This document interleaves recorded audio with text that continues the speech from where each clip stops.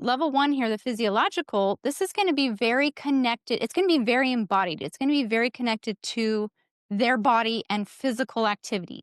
So this means sleep, nutrition, hydration, movement, paying attention to their circadian rhythm, paying attention to their hormones, especially as they go through puberty. All of these are their physiological needs. And we may not think, well, them acting out or them behaving in this way, that has nothing to do with their sleep or it has nothing to do with their food or their hydration. But we're going to learn it's actually very important. It's very much connected, right? We need like I need a neon flashing sign here. When things are Like I hit the neon sign, like everybody listen to this.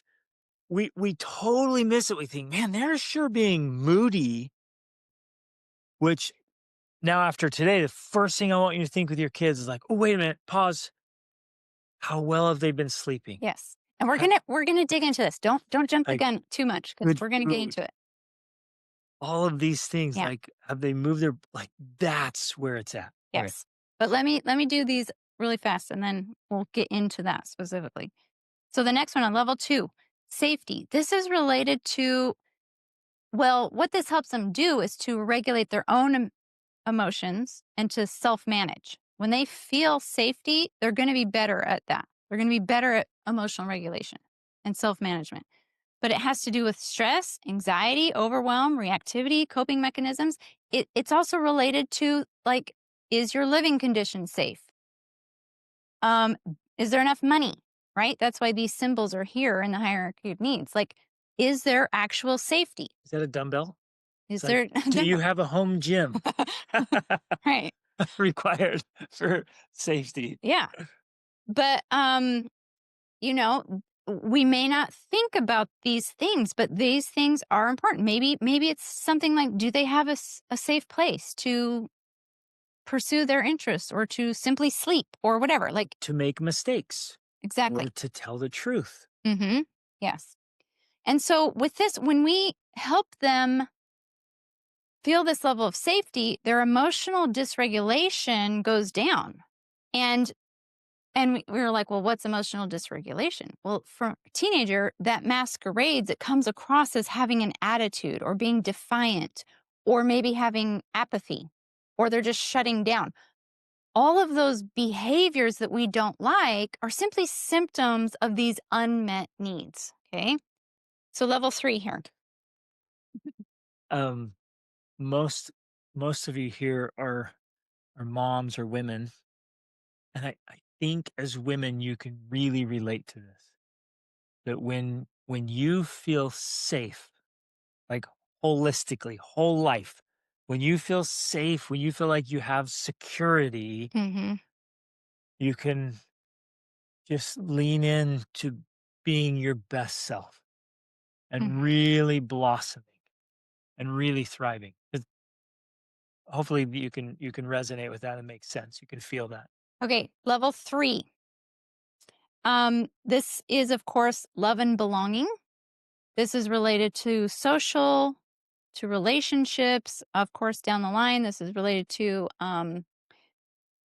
romantic relationships. But we're going to be emphasizing during these 12 sessions on the academic part of it because I know that that's important to us. While they're teenagers, of course, they are working on their academics, right? They're working on learning, and that's an important phase. But it's also a social phase if you think about it, as they are interacting with teachers, with peers, with if they're at school or whatever. Like that's part of the social aspect. And so it's going to help with their focus, their organization, their follow through, their discipline, their study skills, right? I'm sorry, I actually got these switched up. That's the part of the esteem. So that's level three. That's the one where we're talking about. Yep, this one's messed up. But okay, so then with the social and relational, which this is the right order, level three is the love and belonging, which is the social. That's their friend group. That's the influence that you have with them or that they have with others. That's their ability to communicate. That's their ability to practice integrity, right? To do what they're going to say. And then also to be able to resolve conflicts. All of those are critical, of course. And many of the issues that we have with our teens are coming in this area because they're lacking these specific skills of being able to do these things in an effective way. And then, of course, now here to esteem level 4, that's where we're dealing with the academics. That's where we're dealing with focus, organization, follow through, and esteem or discipline, which all helps to build their esteem. Like when you're able to do the things that you need to do well, you feel good about yourself. Confidence builds, right? And so all of that's so um, helpful. And then finally, of course, is self actualization. And that's where it's identity, it's purpose, it's their character, it's their spiritual habits. And I know we often feel, and I think it's true, we're like, well, this is the most important part. Like, why don't we just focus on that? Why don't we just put all of our energy here? And that's why we have the pyramid like this, because we need to understand that for many people, and I think you could know that this is true, and we can see it's true in extreme examples. We've traveled to many places around the world, and there's certain countries that are just extremely poor. And people who do not have their basic needs met, they do not care about higher matters. They don't care about spirituality. They don't care about education. They don't They care about can't any of that. even think about it. They care about eating. They care about feeling safe. And so in a similar vein, that's what we're trying to do here, because you might think, well, we have food and we have a house and we have that, and that should be enough. But that's why we're going to go through this and dig into it and see how, oh, well, actually, we can tweak those, we can optimize those things, we can establish specific habits that expand and expound on these and take it to the next level and produce even better, more extraordinary results. So that's what we're going to dig into. But like Greg was talking about just a minute ago, because you were expounding on the specifics of, we think, oh, well, they have an attitude, or they're being defiant, or they're being lazy. And we want to just be able to fix that behavior. And we think if we fix the behavior, the problem would go away, like it's solved.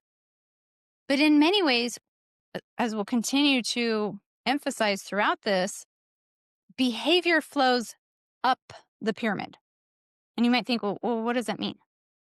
Well, what it essentially means is that when you learn to see that often their behavior is simply a symptom of one of these lower needs not being met, then you can say, oh, okay, if I meet these lower needs, that's going to fix the behavior, right? So rather than focusing on the behavior, and for those of you who are here for the pyramid of peace, it's a very similar framework. It's a very similar understanding. We could almost take the pyramid piece and put it here and like help things go right versus fixing what's going wrong.